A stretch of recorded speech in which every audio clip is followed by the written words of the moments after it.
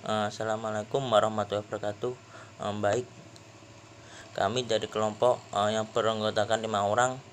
Di sini kelompok kami akan memaparkan hasil analisis studi kasus yang berjudul efisiensi e-procurement dalam pelelangan umum pengadaan barang dan jasa, atau studi kasus Dinas Pekerjaan Umum Provinsi Bali. Sebelumnya, perkenalkan nama-nama kelompok dari kami. Yang pertama ada Indri Siva, NIM 12. Yang kedua Dimas Khalil Rahman, NIM 14. Yang ketiga Khalifah Nurfadilah, NIM 16. Yang keempat ada Yuslinda Octavia Rosa, NIM 19. Dan yang kelima Siti Nurrahmah dengan NIM 49. Selanjutnya, pengadaan barang dan jasa pemerintah. Pada dasarnya, untuk mewujudkan segala kebutuhan pemerintah dalam hal barang atau jasa sesuai dengan maksud dan tujuan tertentu.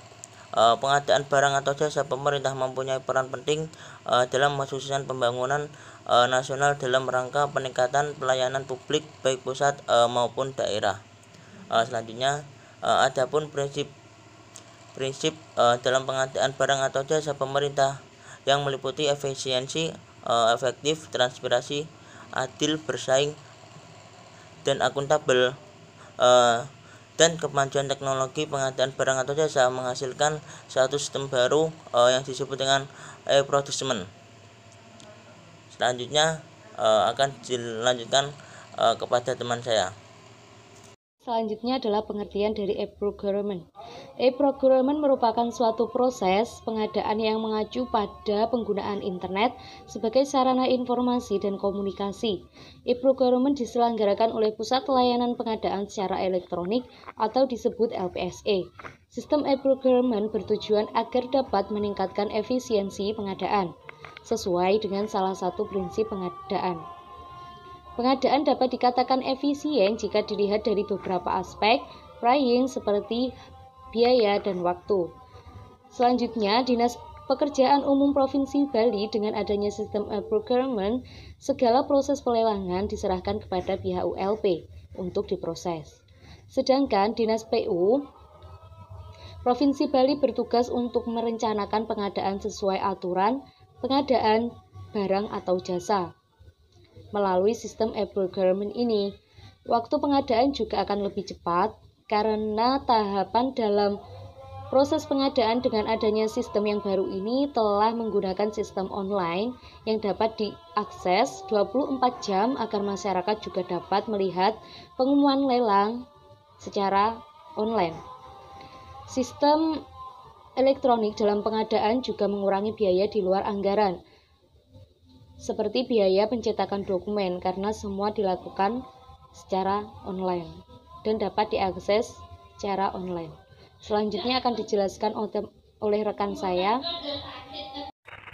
Baik, di sini saya akan melanjutkan penjelasan.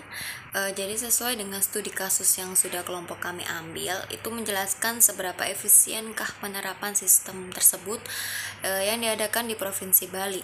Sebelum menggunakan sistem tersebut, pengadaan barang atau jasa di Provinsi Bali masih menggunakan manual dan terbilang lebih lama atau memakan waktu yang cukup banyak.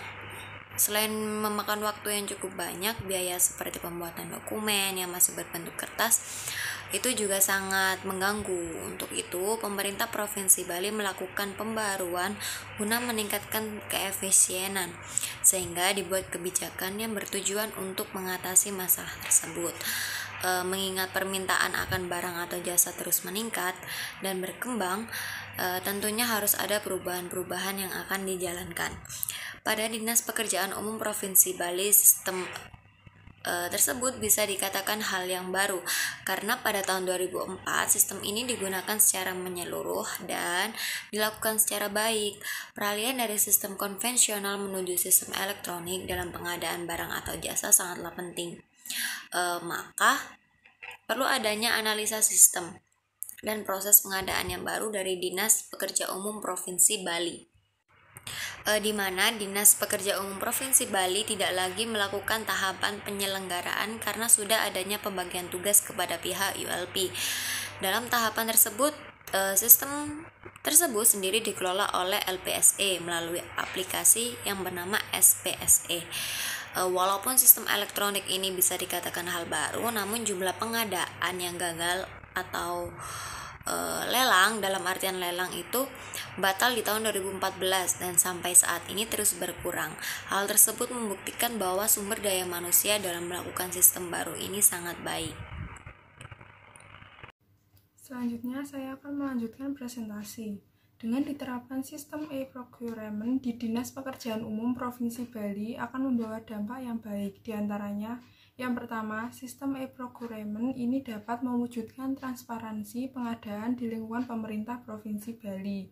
Dengan adanya pengumuman lelang melalui website LPSE secara lengkap dan terbuka kepada masyarakat, tanpa harus masyarakat datang ke dinas terkait.